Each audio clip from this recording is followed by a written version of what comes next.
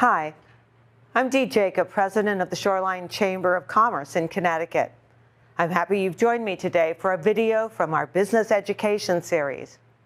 Each video is designed to provide concise and useful how-tos in only a few minutes.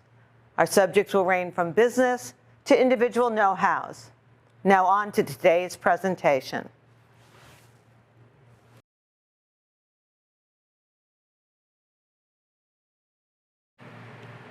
Hi, sudden cardiac arrest affects 365,000 people per year outside the hospital across the United States.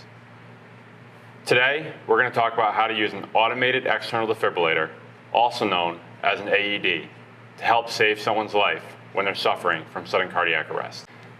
Before we talk about sudden cardiac arrest, we're going to talk about the differences between sudden cardiac arrest and a heart attack. Sudden cardiac arrest is an electrical problem with the heart.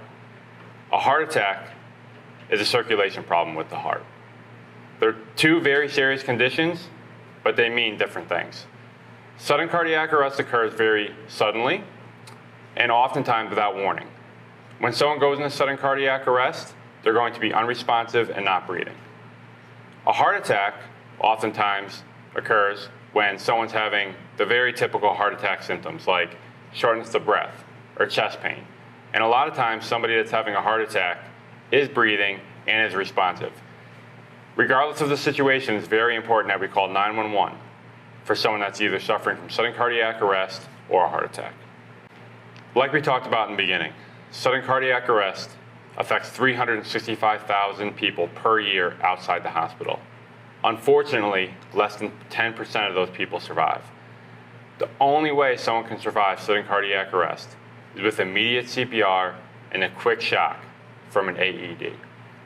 As you can see by looking at this pie graph, sudden cardiac arrest is a leading cause of death each year across the United States. When someone suffers from sudden cardiac arrest, it's very important that the chain of survival is put into action to give this person the best possible chances of surviving. As you can see, the chain of survival consists of 6 links, and when those 6 links happen, survival rates can actually be very, very high. The first 3 links in the chain of survival are what we're talking about today. Those are the 3 links that occur even before an ambulance arrives. So it doesn't matter if the fire department's right around the corner, the police department's right around the corner. It's very important that somebody witnesses a sudden cardiac arrest and something is done before an ambulance arrives. The first link in the chain of survival is activating the emergency response system by calling 911. Then, we need to immediately start performing cardiopulmonary resuscitation, also known as CPR. And the third link is using an automated external defibrillator as soon as it arrives. Hopefully, these 3 things are done before an ambulance arrives. And if they are, survival rates can be much higher than 10%.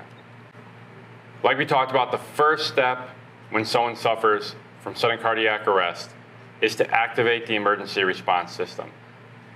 Before we do that, we need to first make sure the scene is safe, and then we need to see if the person is unresponsive. In order to check to see if the person is unresponsive, we tap them on their shoulders and we shout, "Are you okay? Are you okay?" Someone in sudden cardiac arrest is not going to respond to you.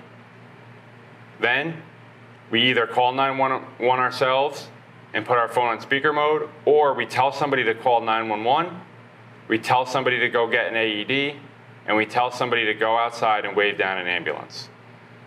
While that is all happening, we're going to start performing CPR. Once we check to determine if the person is breathing, and we realize they are not breathing, we start performing CPR. CPR stands for cardiopulmonary resuscitation. It's very important to remember you can help save someone's life by providing what's called hands-only CPR. That means by providing just compressions. You don't have to provide rescue breaths to help save somebody's life. If somebody's suffering from sudden cardiac arrest, you can provide compressions only until the AED arrives. The most important thing to remember is, if you start providing CPR, don't think that you did something wrong. Don't stop.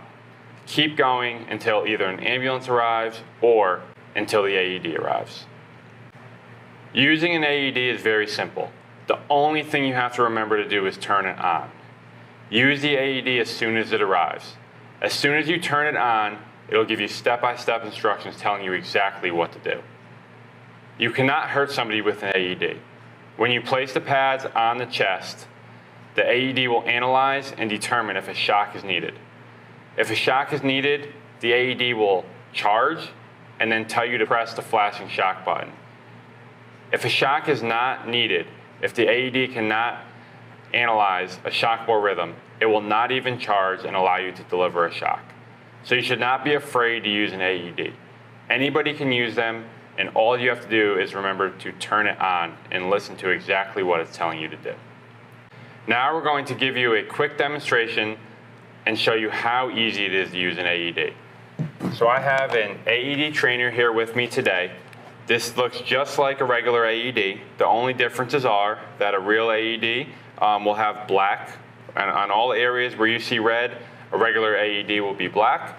I'm going to turn it on, and when I turn it on, I'm not going to say a ton because I want you to hear exactly what the AED is telling me to do.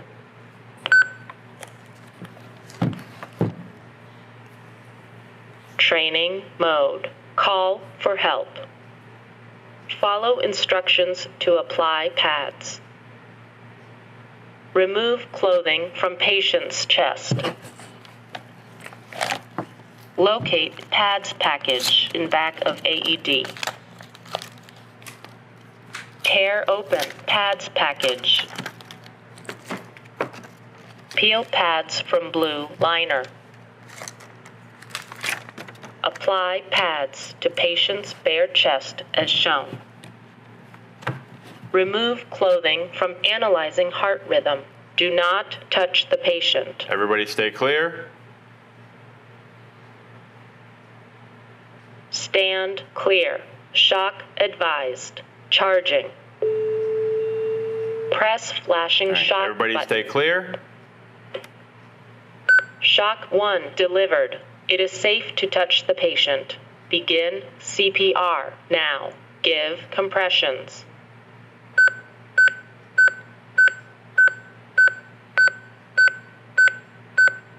Powering off. So you saw how easy the AED is to use. All I had to do was turn it on and listen and do exactly what it was telling me. After I delivered a shock, you heard a metronome in the background that was providing the beat at how fast I need to do my chest compressions. The AED will do that for 2 minutes, and after 2 minutes, it'll tell you to stop providing CPR, and it'll analyze, determine if a second shock is needed. So remember, if someone's suffering from sudden cardiac arrest, the best things to do are first, call 911, next, start providing CPR, and finally, use an automated external defibrillator as soon as it arrives.